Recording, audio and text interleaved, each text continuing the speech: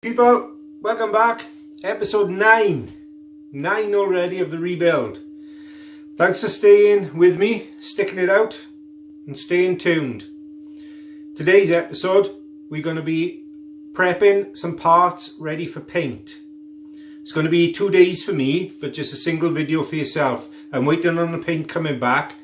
I'll explain a little bit later, once I get the paint back, why I'm using the particular paint I am, and also why I'm going down the road of painting the parts as opposed to powder coating. But for today, for the video, it's going to be lots of sanding, stripping, cleaning. I'm not going to be saying and talking much through the video. I'll explain little bits as we go, but we'll crack into it and we'll get on prepping some paints and parts. Welcome back. Welcome back, people. Episode 9, Honda cb400t. Today we're going to be doing parts prep. We're going to clean, we're going to prep, and then later on at the end of the video we're going to spray some of the parts ready for when the bike is getting rebuilt. So we'll drop down to our price board. So we was up to £84.50. I've bought 2 tins of tough paint, which came to £14 on Fleabay. So that brings our grand total up to £98.50. 50 pence short of £100, or whatever the conversion would be for dollars, $120, something like that. So we'll crack into the video. Like I say, I'm not going to talk too much. It's going to be a lot of repetitive stuff. But anyway, stay tuned and thanks for watching. What I'm going to start with, I got a bucket of hot soapy water with washing up liquid in there, because that's a good degreaser. So I'll wash the parts, put them out to dry them off obviously with a kitchen towel. Then the various things I'm going to be using for cleaning and prepping the parts is going to be sandpaper. I've got some 80 grit to get any loose big rust bits off, and then I've got a load of these sanding discs off my orbital sander. These are 120. I'm not going to go any finer than 120 because there won't be any need. The paint I'm using, like I say, it goes on pretty thick anyway. I'll explain more of that when we get into the painting. Wire brush, just to get any flaky, loose stuff off. Various of these little cheap brushes as well. What I've got set up in the other room as well, I'll take you in and show you later, is a circular wire brush in my drill that I'll be doing all the nut head, the bolt heads, anything that I need to clean up with a rotary tool. What I'll be doing is I do each part, like I'm just about to start the triple trees, top yoke, whatever you want to call it. I'll be pulling the bag back out of storage so that I can take all the nuts, so I can clean the heads up, all the outer casings, just get everything cleaned up in sequence, so ready for spraying, so that I know then each part is done and we can move on to the next. So I'll set you up on the tripod and we'll start washing and cleaning our first load of parts.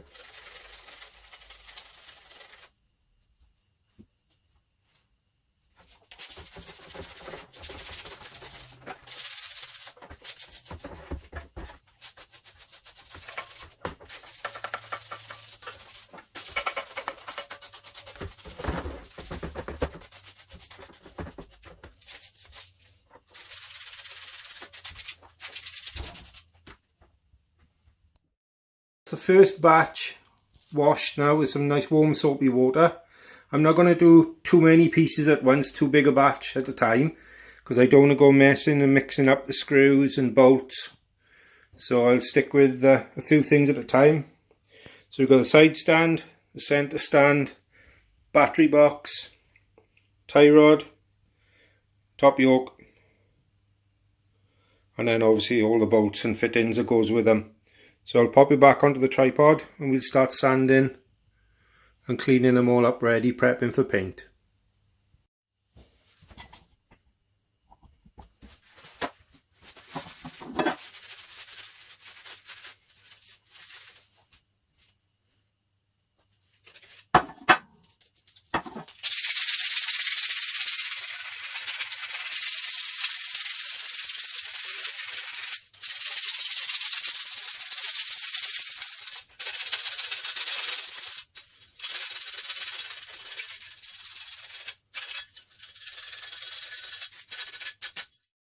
A little quick talk about what I'm doing. I'm not purposely trying to go back through the bare metal. I know in some areas I am, but that's just because there's bits of rust that I need to clean through. I'm not trying to take this back just purely to bare metal. All I'm doing is keying the surface so that the paint have got something to grab. Now then the paint, because you're leaving all little ridges in the surface of that now. And then the paint is going to sit in those ridges and grab hold. So I'm just going to work my way round.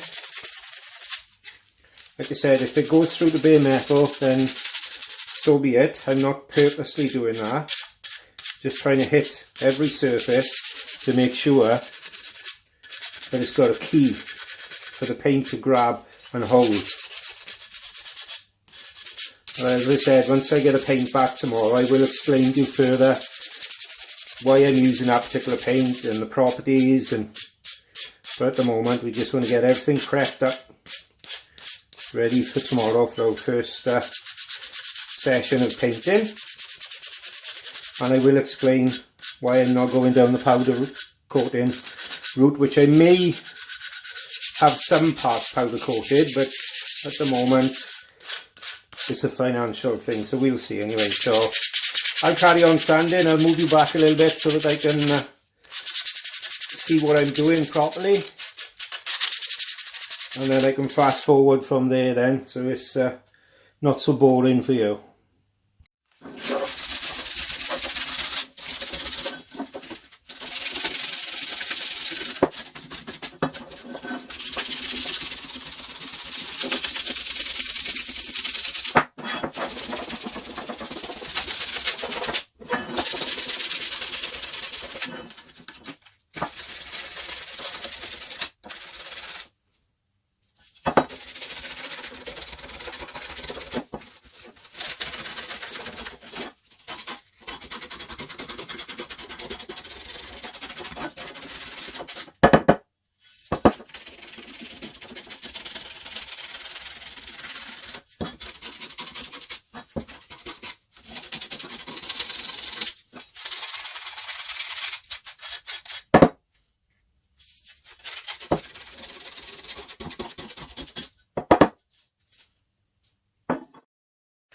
Now what I'm going to do in between each sand is I'm just going to clean up a little bit, so that way I'm not grinding old crap into the freshly sanded parts.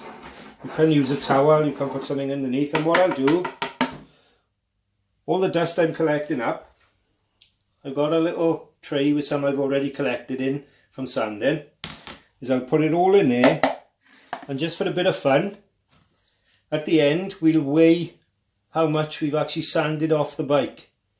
If you want to have a guess and put a comment down below, we'll have a look. Maybe I can get a prize together for the person who's closest. So just for a bit of fun. So I'll get back to sanding and then get back to you.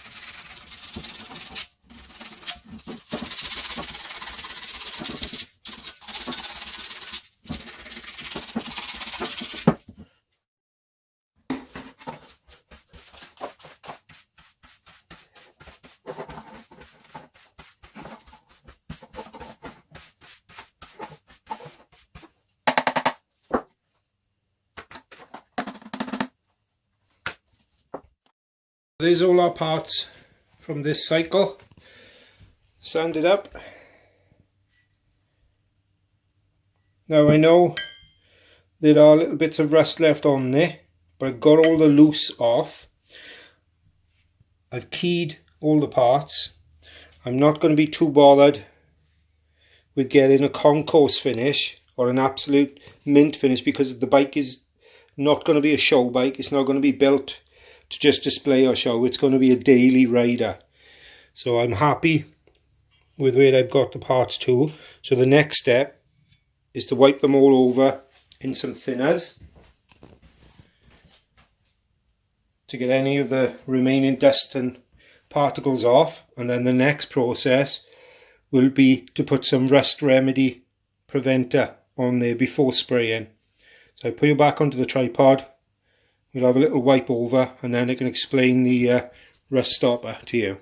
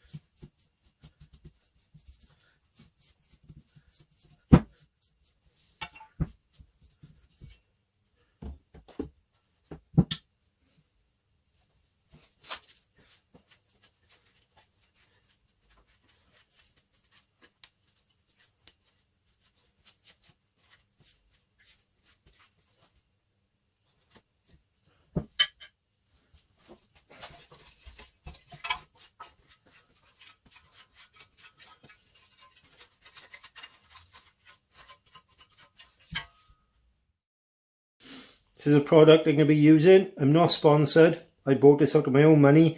It's just I particularly find this really good. Hammerite Q-Rust. It does what it says on the tin. It takes metal that is rusted and changes the chemical composition of that rust. Prevents it from coming back or spreading any further. I'm not a technician. I don't know the jargon. But basically I know it works. I've used it for a number of years. So there are other brands out there. It's entirely up to you. What it is, if you look inside, it's like a milky consistency. And that's all you do is get yourself a clean brush. Any areas of rust or bare metal, dip your brush in. You don't need a lot. So all you do is brush that onto the metal and leave it dry. Now it's a chemical process.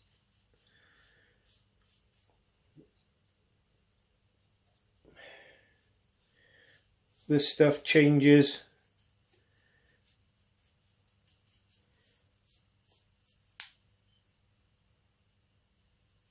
chemically. So like I said, I'm not a technician. I'm not going to profess to be.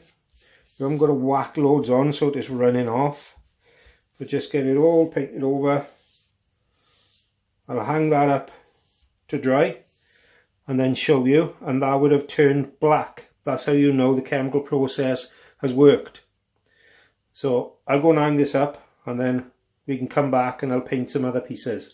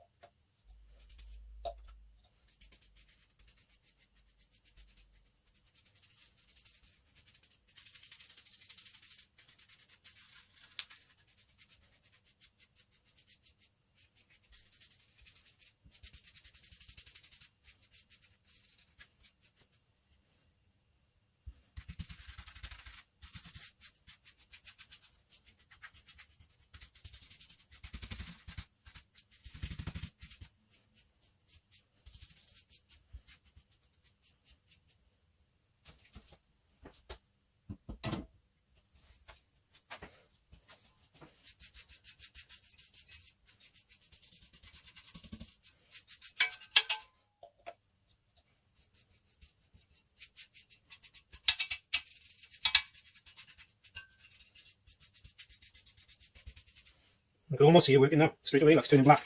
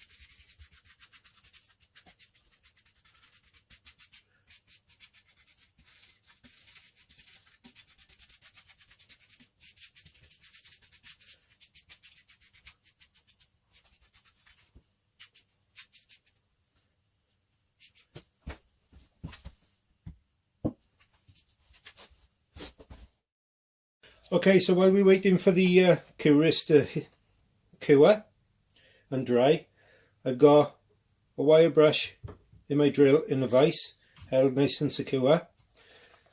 Goggles and ear defenders. This is loud, so you want to turn your volume down. Protect your eyes. Now, the bolts, I'm going to be putting them in mold grips, just so that I can hold them easier. You can wear gloves if you want, that's entirely up to you. It's going to get pretty noisy, so turn your volume down.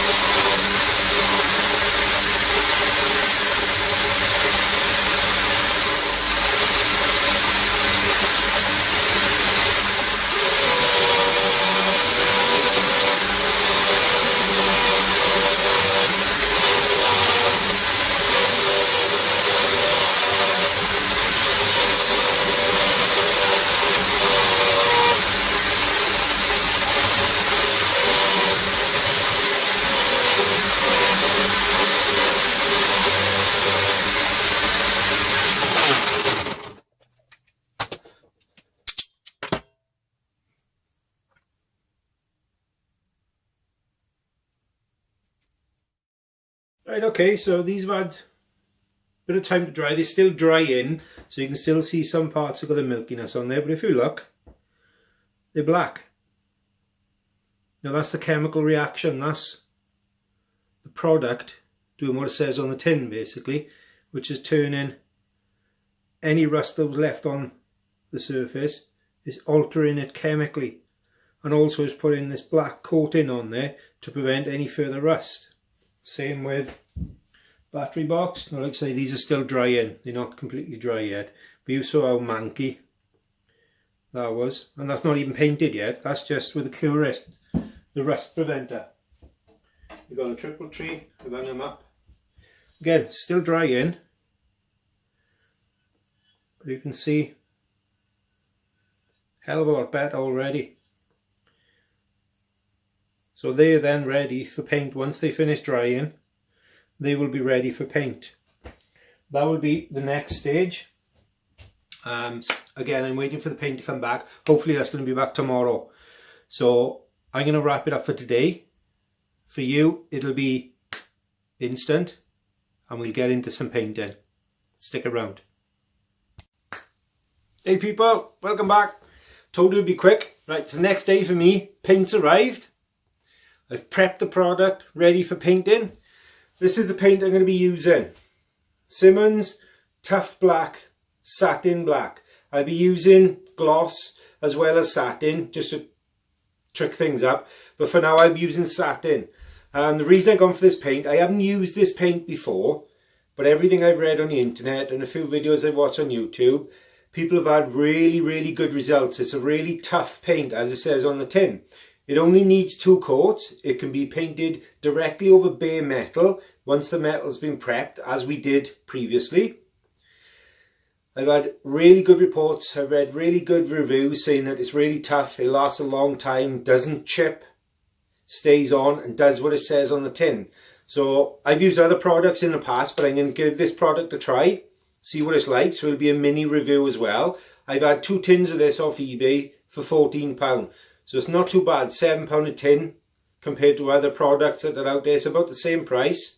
Hopefully it'll stay true. So it's Simmons Tough Black. I'm using satin today, but I will be using the Simmons gloss as well, providing this goes on and gives a nice cover.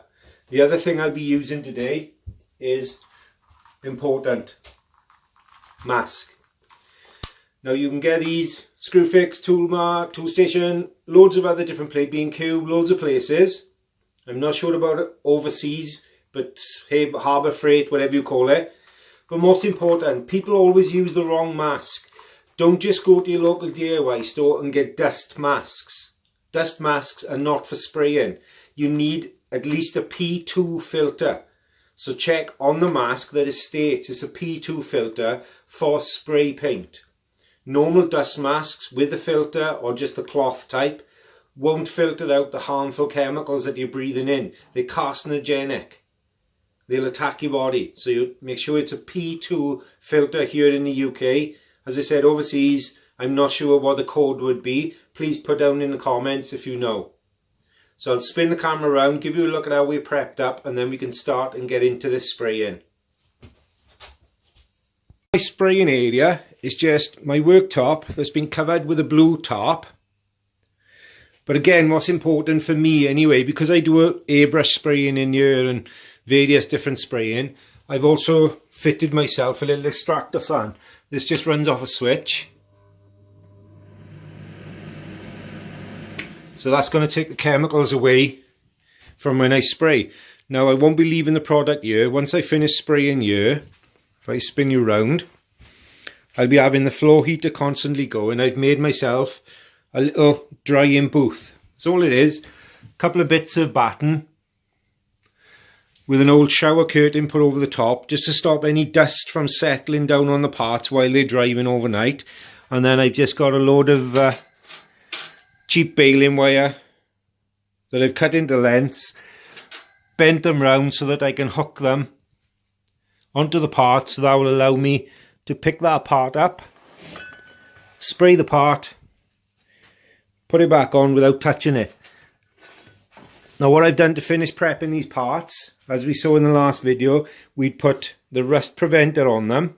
So that's all dried and cured overnight.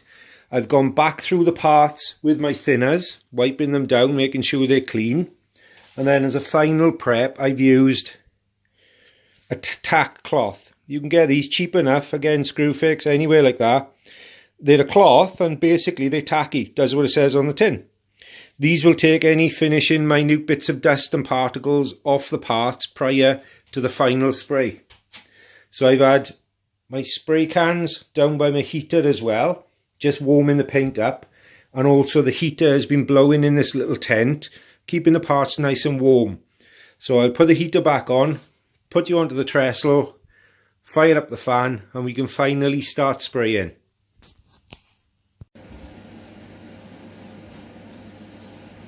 Shake the can for at least 2 minutes, mask on. I'm going to be spraying a really light dust coat just to start. Let's get going.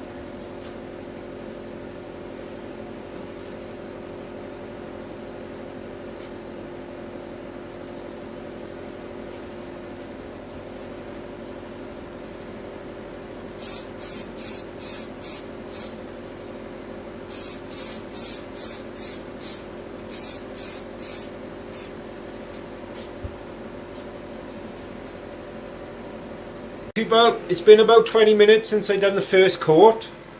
As you can see, it's looking quite smart. So what I'll do now is I'll put it back on the tripod and then we'll carry on with the second and final coat. Because this paint only says it needs 2 coats. I'll explain about it after. So we'll get stuck into the second coat and then have a quick chat and wrap up.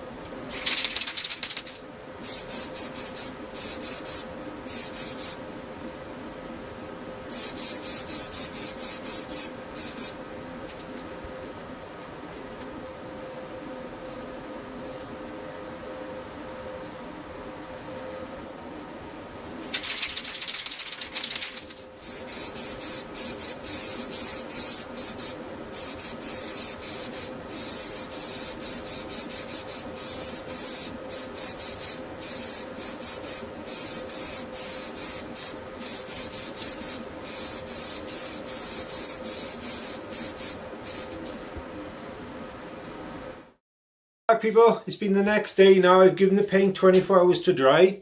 I'll turn the camera around once we've had a little chat and show you the end result. I'm quite happy, I've got to be honest. First time using this paint, only 2 coats. First coat was a really light dusting, second coat was a heavy thicker coat. It's not what I'm used to spraying like, because with this paint it wants to go on really thick. Now, if you spray with a rattle can, a normal rattle can, you'll know that if you put too thick a coat on, it'll run and it'll destroy the work. But this stuff likes it going on thick. It goes on with a nice ripple effect, orange peel, and then that flattens out as it's drying. So far, I'm happy with the finish. I can't report on how tough it is yet until the bike is on the road. But for finish wise, I'm happy at the moment, so I will be carrying on using this on the rest of the bike, but I will be using gloss black as well, and also some enamel paint as well. But yeah, got to be honest, nothing wrong with the finish. I'll turn the camera around and you can have a look. So there you are. Camera doesn't lie, as they say. It's a nice satin finish, not too glossy, not too matte. There's very little orange peel in the finish, and like I say, I'm happy with the finish. I got to be honest. Regards to how tough it is, like I said, I don't know until I'm going to ride the bike, but finish wise it flattens out lovely. I'll try and get some close-ups for you to see. Even things like the foot pegs, they've come up lovely. Like, this is the type of finish I would get normally with enamel sprays or just Halford's satin black. I only add this paint, as I say, because it says all the reviews give it really good raves about the tough. See, it's a nice shine without being too glossy, which is what I don't want at the moment. Only parts of the bike. So yeah, I'm quite happy with that. It's even the battery box, which was pretty grubby.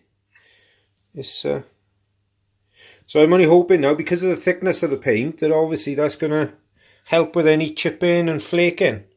I've got the centre stand down underneath as well, but yeah, all in all, I'm happy. So we're going to call that wraps on episode 9. I'll see you all in episode 10. Stay tuned, ride safe, and chill out. Bye.